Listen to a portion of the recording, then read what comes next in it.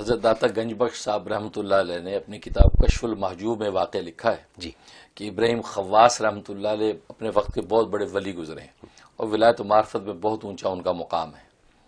ایک مرتبہ وہ فرماتے کہ میں جنگل میں مراقبے کے لیے گیا تو میں سوچا وہاں جا کے اللہ کے نام کا مراقبہ کروں اور ذکر و اذکار میں لگوں۔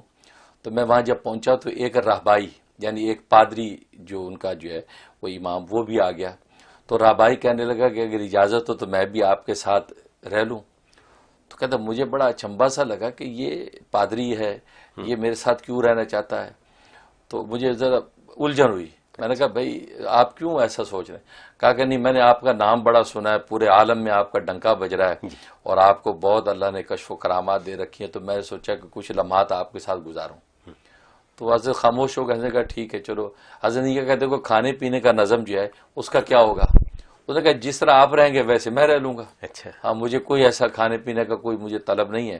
اور ساتھ یہ کہنے لگا کہ آپ اتنے اونچے ولایت و معرفت کے مقام پہ ہیں اور آپ بھی کھانے پینے کی فکر کر رہے ہیں، تو مجھے تعجب ہو رہا ہے کہ جس جو اللہ کا ہو جاتا ہے اس کو کھانے کی کیا پرواہ، اللہ خود دے گا۔ یہ بات کہی تو حضرت سوچا کہ اچھا یہ واقعی کسی مقصد کے لیے آیا، خیر رہنے لگ گئے۔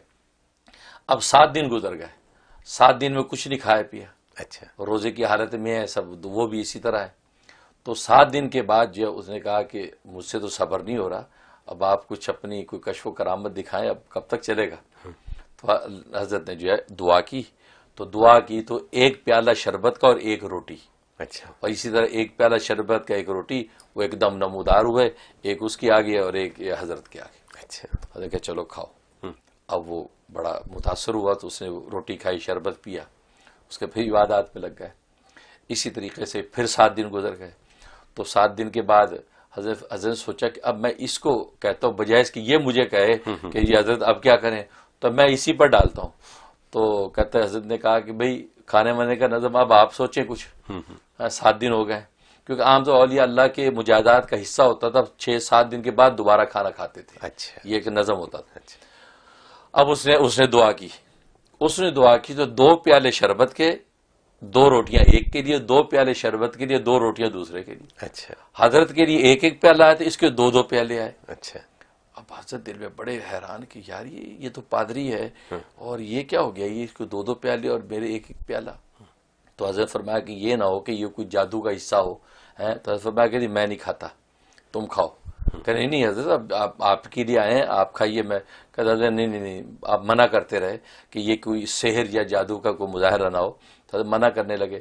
فرمایا کہ آپ بلا تکلف کھائیے۔ پادری نے کہا کہ آپ یہ سوچ رہے ہیں کہ یہ 2 پیالے کیسے آ گئے، اصل میں نے دعا یہ کی کہ یا اللہ اگر محمد صلی اللہ علیہ وسلم سچے اور ان کا دین سچا ہے تو 1 پیالہ اور 1 روٹی بھیج، اور اگر یہ تیرا بندہ ابراہیم خواص تیرا سچا ولی ہے تو 1 اور بھیج۔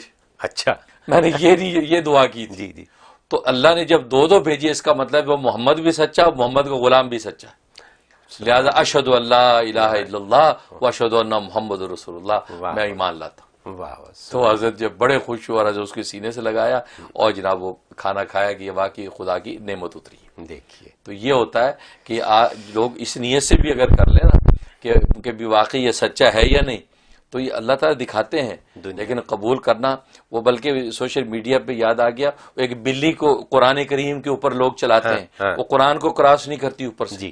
یہ سچے واقعات ہیں، ایسا ہی ہے۔ تو یہ اس کو دیکھ کر جو ہے آج مادی لوگوں کو ایمان لے آنا چاہیے ایسا ہی کہ یار یہ تو قرآن واقعی کوئی عظمت والی کتاب ہے کہ ایک بلی جو اور کسی کتاب کے اوپر چڑھ جاتی ہے قرآن کے اوپر نہیں قدم رکھتی، تو اللہ غیب سے کیا اس پر ظاہر کرتے ہیں۔